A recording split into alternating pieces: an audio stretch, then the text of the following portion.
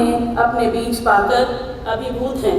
साधना सिंह जी की तपस्या जरूर रही है कि आज हम आईसोवा सदस्य द्वारा तैयार की गई ई बुक का भी विमोचन कर रहे हैं।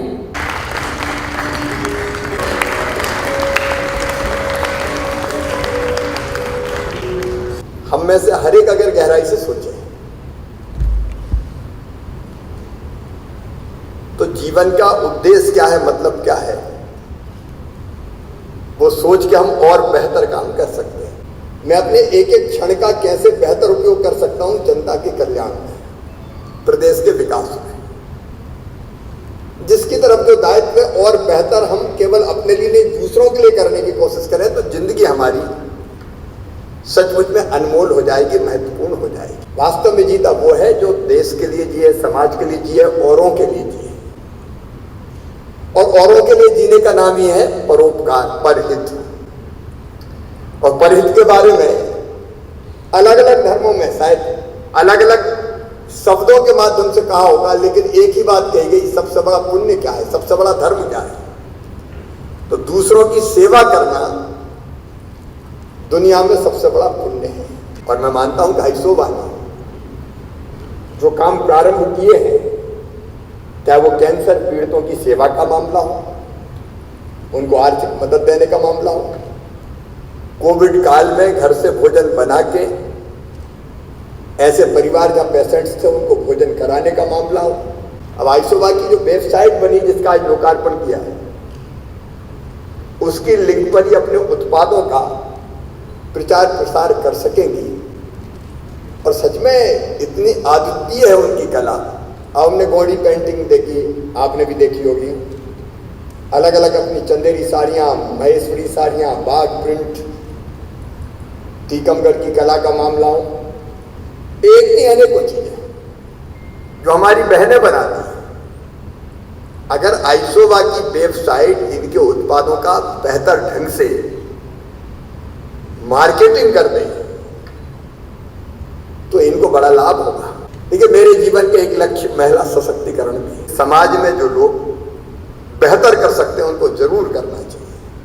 देखो, हर एक को भगवान ये सौभाग्य नहीं देता जो केवल अपनी समस्याओं से जूझ रहे हैं, दाल रोटी के चक्कर में सुबह से लेकर रात हो जाती है, वो शायद इतना काम ना कर सके। लेकिन हम जो कर सकते हैं, हमको बेहतर से बेहतर करने की कोशिश करनी चाहिए। उसी में मानव जीवन की सार्थकता है। तो ऐसे जियो के जमाना याद रखें।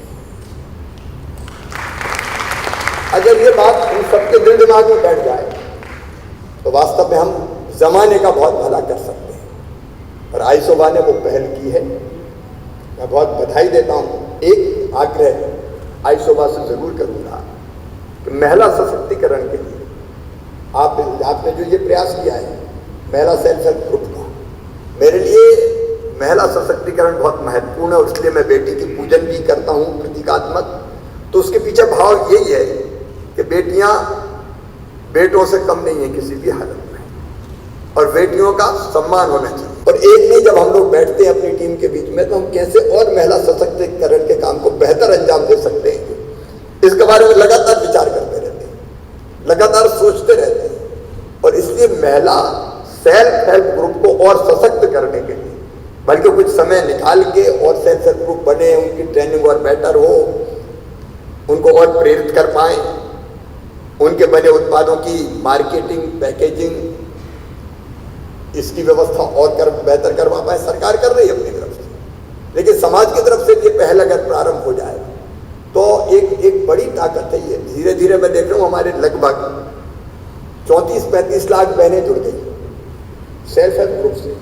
3 लाख के आसपास हमारे सेल्फ हेल्प ग्रुप हो गए, और उनमें से कई ऐसी है जो बहुत बढ़िया उत्पाद बना रही है। डिडोरी की हमारी बहनें, ट्राइबल बहनें कोदो कुटकी की प्रोसेसिंग करके, पैकेजिंग करके बेचने का काम कर रहे हैं। जो कोदो कुटकी वो 5 रुपया किलो बेचते थे, अब वो 50 रुपया किलो बिक रहा है। एक में ऐसी अनेकों पहल हो सकती है। और बेटियों को सशक्त करने के लिए और भी जो प्रयास किए जा सकते हो, आप स्वयं समझदार हैं, टैलेंट है, आप में क्षमता है, प्रतिभा है, उसका उपयोग करते हुए आईसोवा इस काम को बढ़ाए। मैं विस्तार मैगजीन का भी आज यहाँ आपने देखा, विमोचन हुआ है, ये आपके काम को और विस्तार दे, सीमाओं को और बड़ा करें और इस काम के माध्यम से हम लोगों की मदद कर पाएं, सेवा कर पाएं, उनको सशक्त बना पाएं। और सेवा भी इस भाव से नहीं कि हम किसी की मदद कर रहे हैं अहंकार से भरे, बल्कि अपना कर्तव्य पूरा करके उनको भी सशक्त बना रहे हैं। इससे बड़ा पुण्य कोई नहीं है।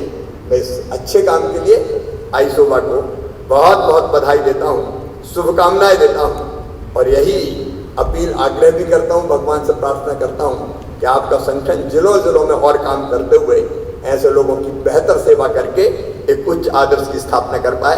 बहुत बहुत धन्यवाद।